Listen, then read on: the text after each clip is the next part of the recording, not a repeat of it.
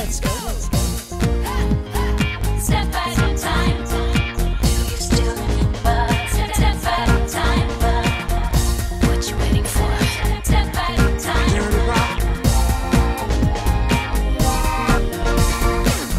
Bonjour à tous et bienvenue dans Le Jour Pop, le podcast qui remonte le temps et qui vous ramène à un jour qui a marqué la pop musique. Je m'appelle Thibaut et je suis ravi de vous retrouver pour ce premier Jour Pop de 2021. Donc déjà, bonne année à tous, je vous souhaite qu'elle soit la plus musicale possible, en partie grâce au Jour Pop évidemment. Vous le savez, au programme du Jour Pop, il y a des albums cultes, des clips iconiques et des tubes inoubliables. Dans chaque épisode, je vais partir d'une date marquante pour vous raconter l'histoire et les secrets de fabrication des chansons les plus incontournables de nos playlists. Est-ce que vous êtes prêts à remonter le temps ? Nous sommes aujourd'hui le 13 janvier 2021 et nous allons retourner 17 ans en arrière, le 13 janvier 2004, le jour où Britney Spears est devenue toxique.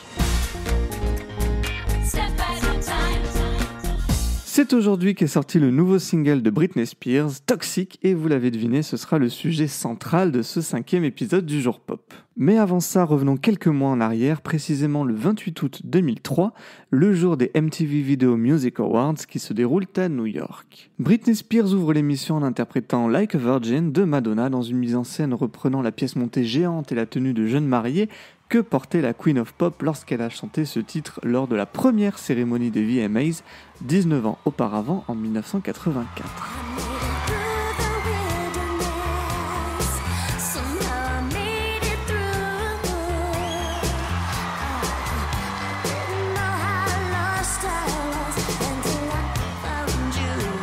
Mais Britney n'est pas seule, elle est rejointe par sa concurrente de l'époque, Christina Aguilera, avant l'arrivée sur scène de Madonna.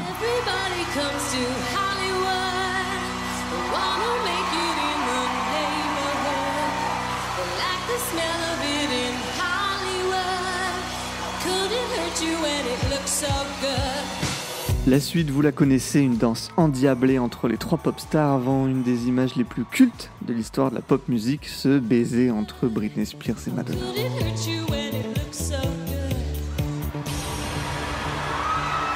Un baiser et surtout un contre-champ fabuleux sur le visage circonspect de Justin Timberlake, l'ex de Britney, qui fera passer le second baiser de la soirée entre Madonna et Xtina un peu aux oubliettes. Mais il faut rappeler que depuis le début de l'année 2003, la rupture entre Britney et Justin, elle fait la une de toute la presse people, mais ça, on y reviendra un peu plus tard. En 2003, toujours, Britney Spears, elle est au top de sa popularité. En 4 ans de carrière, elle a écoulé près de 50 millions d'albums en seulement 3 disques, et le 4e est attendu pour la fin de l'année. Toujours durant les VMA, alors que Britney Spears est en coulisses, elle fait écouter à Madonna une démo d'un des futurs titres de l'album. La chanson s'appelle Me Against the Music, elle plaît à Madonna et elles décident toutes les deux d'en faire un duo qui devient le premier single du nouvel album de Britney.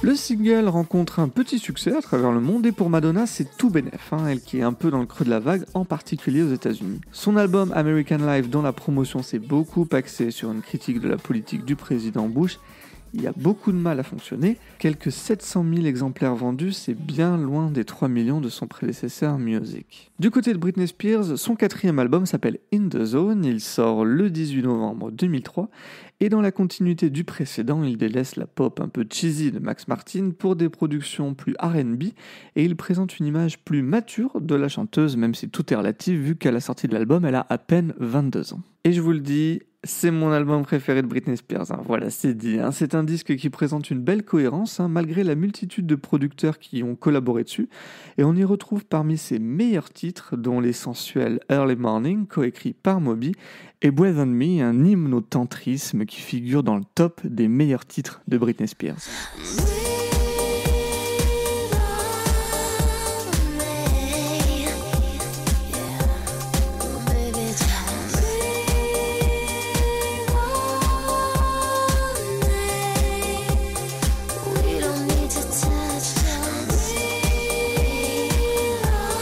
Je peux également citer le pas très subtil mais très envoûtant Touch of My Hand.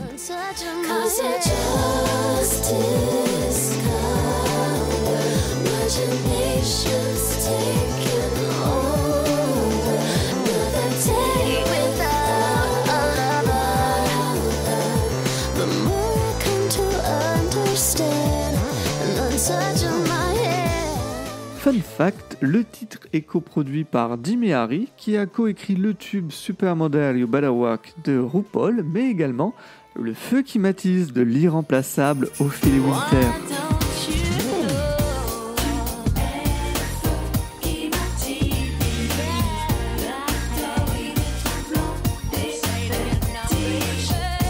Voilà, ça c'est juste pour le plaisir d'écouter Ophélie Winter. Et parmi les producteurs de l'album, on retrouve le duo suédois Bloodshy and Avant, qui réalise le pas très mémorable Showdown, mais surtout le titre qui nous intéresse aujourd'hui, Toxic, et ça on va en parler tout de suite. Alors quand on pense à Toxic, la première chose qui vient en tête, c'est probablement ce hook imparable, ce sample qui nous chope dès l'intro et qui nous obsède durant tout le morceau.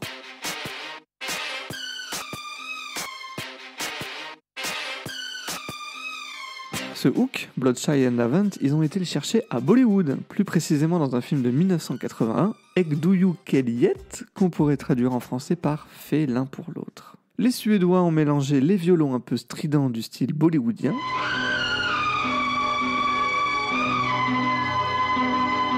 avec un extrait d'une chanson du film intitulée « Tiri Meri Beach Mean ». Et quand on mélange les deux, on obtient ce fameux hook.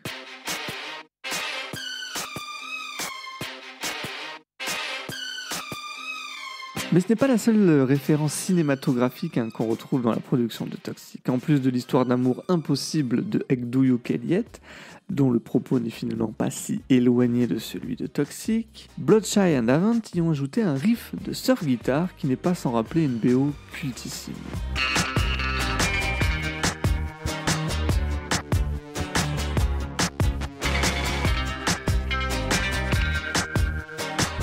Vous l'avez, impossible de ne pas penser au thème iconique de James Bond, évidemment.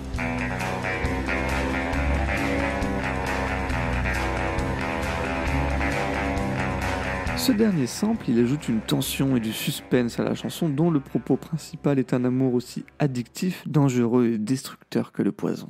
Pour le texte, le duo suédois a collaboré avec Katie Dennis, une songwriter britannique ayant à l'époque signé des succès pour les S-Club 7 et surtout le tube Can't Get You Out of My Head de Kylie Minogue. En 2018, Dennis confiait avoir d'abord écrit Toxic pour Janet Jackson, avant finalement de proposer le titre pour le 9e album de Kylie Minogue, Body Language.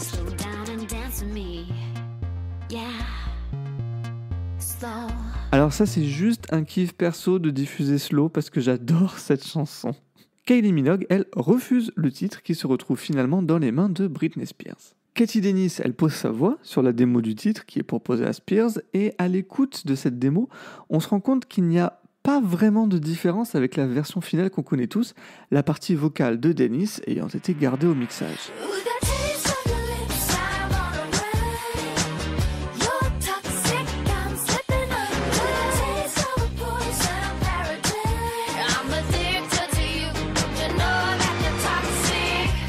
Ça, c'est la démo de Katie Dennis, et oui, c'est un peu confondant, surtout quand on écoute les pistes de voix isolées de Britney Spears.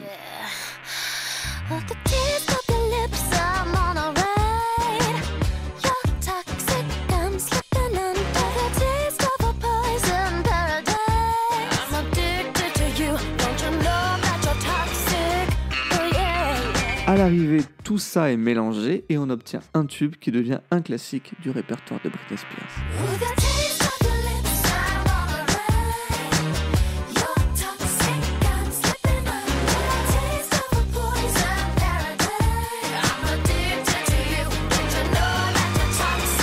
Alors en écoutant ces démos, on se rend compte que Britney, elle est finalement peu présente vocalement sur son propre titre, et pourtant elle incarne cette chanson d'une façon assez incroyable, et c'est, il faut le reconnaître, grâce au clip qui fait partie des plus incontournables de la pop music. Réalisé par Joseph Kahn, un prolifique réalisateur de clips qui a bossé avec quasi tout le monde, et concernant Britney Spears, il a réalisé 3 ans auparavant le clip de Stronger. Le concept, Britney devient une bad Britney, et elle est prête à tout pour se débarrasser de son amant qu'elle trouve toxique. This villain girl, she'll do anything to get what she wants. She goes through characters, she has all these different personalities, and she goes through all these different obstacles. They're all saucy in their own way, and they all have crazy outfits. And there's 3 guys that I kind of manipulate, and I kind of go through them to get what I need. Alors, en dehors de l'histoire, hein, qui est plutôt bien foutue, hein, ce sont les looks qui vont rester, évidemment, à l'instar de l'écolière de Baby One More Time ou de la combi rouge d'Oops, I Did It Again. Concernant Toxic, c'est d'abord celui d'hôtesse de l'air sexy, évidemment, mais surtout cette combinaison transparente où Britney apparaît comme nue et simplement recouverte de diamants, une image qui va marquer les esprits. Toxic est un tube, il se classe dans les top 10 mondiaux de nombreux pays et en France, il atteint la 3e place du top single, derrière un certain G5 avec un remix des temps modernes de Charlie Chaplin. Personnellement, je n'en garde aucun souvenir, mais surtout du duo Karen Anton et Bonnie Tyler et leur reprise de Total Eclipse of the Heart. On adore.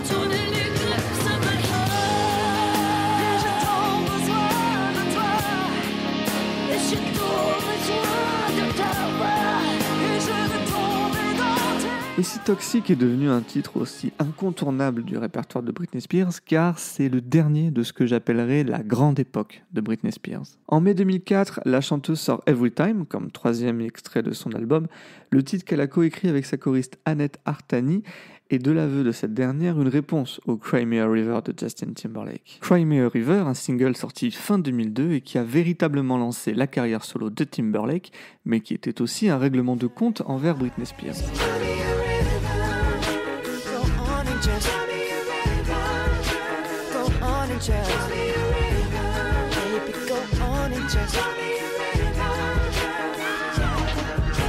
Et il faut dire qu'1 an plus tard, lors de la sortie d'In The Zone, la rupture du couple était un des sujets qui intéressait le plus les journalistes.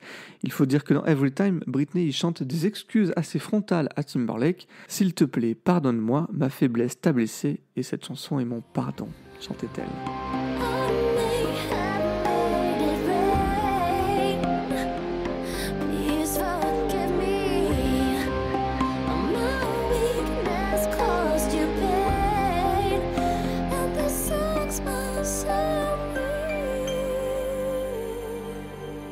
Le clip du single est lui réalisé par David LaChapelle et c'est une mise en abîme de la vie de Britney Spears à cette époque. Elle est suivie et harcelée par les paparazzi qui alimentent la presse people avide des moindres ragots sur la chanteuse, une situation qui ne va faire qu'empirer dans les années qui vont suivre, comme en témoigne cette interview donnée à NBC en 2006. What do you think it'll take to get the paparazzi to leave you alone?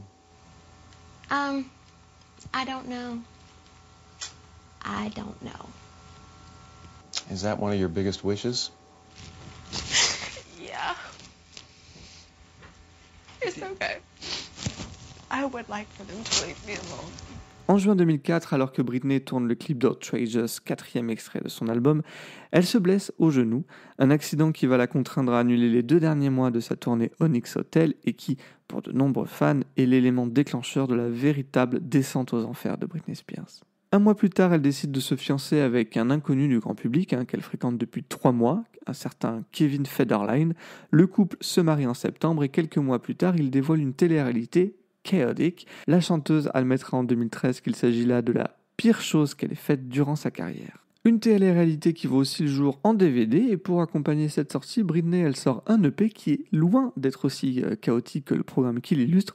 En témoigne le single Someday I Will Understand.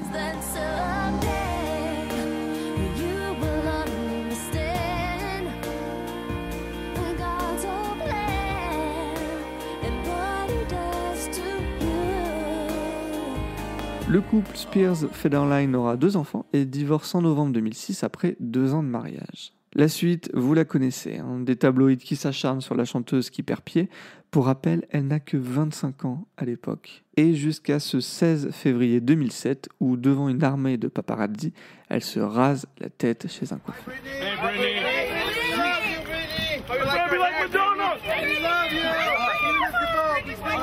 Après ça, plus rien ne sera jamais comme avant. Mais ça, on en reparlera certainement une autre fois. Allez, on retourne en 2021. Album déceptif, concert en playback total et présence scénique fluctuante, depuis 2007, la Britney superstar de la première moitié des années 2000, elle semble bien loin. Il faut rappeler que depuis 13 ans, maintenant, depuis 2008, la chanteuse est sous la tutelle de son père. Une tutelle avec des conditions qui seraient drastiques, mais dont les détails restent confidentiels. Et c'est contre cette tutelle, justement, que les fans de Britney Spears se mobilisent depuis de nombreuses années via le hashtag #FreeBritney, qui se multiplie sur les réseaux et qui a gagné en intensité ces derniers mois. La raison, le compte Instagram de la chanteuse au post quelquefois nébuleux, mais qui comporterait certains messages à l'attention de ses fans, des messages que les fans jugent comme des appels à l'aide de la part de la star de 39 ans, qui n'aurait pas le droit de s'exprimer publiquement sans l'accord de son père/tuteur. Il reste néanmoins qu'en 2021, Britney Spears, elle demeure une icône dont les chansons constituent la BO d'une génération de trentenaires qui a grandi avec elle, dans les bons comme dans les moins bons moments. Des titres qui continuent de vivre et de marquer la culture pop, à l'instar de Toxic, justement, qui a connu une nouvelle vie en 2007 via une reprise qu'on pourrait qualifier de dénudée par Yael Naïm, et qui a été en quelque sorte le fer de lance d'un mouvement de reprise stripped de tubes pop qui fleurissent encore aujourd'hui sur YouTube. With the taste of your lips, I'm on a ride. You're toxic, I'm slipping under. Taste of your poison paradise. I'm addicted to you. Don't you know that you're toxic? Alors on a commencé l'épisode en parlant de Madonna, du coup on va le terminer en parlant de Madonna, parce que c'est toujours bien de parler de Madonna, car Madonna elle a repris Toxic, c'était fin 2016 à l'occasion d'un concert caritatif à Miami, dans une version assez proche de celle de Yael Naïm d'ailleurs, mais Madonna étant Madonna, elle a donné un sens politique à son interprétation, en diffusant des photos de Donald Trump durant sa prestation. Nous étions à l'époque quelques semaines après son élection à la Maison Blanche, mais en janvier 2021, sa version demeure plus que jamais d'actualité.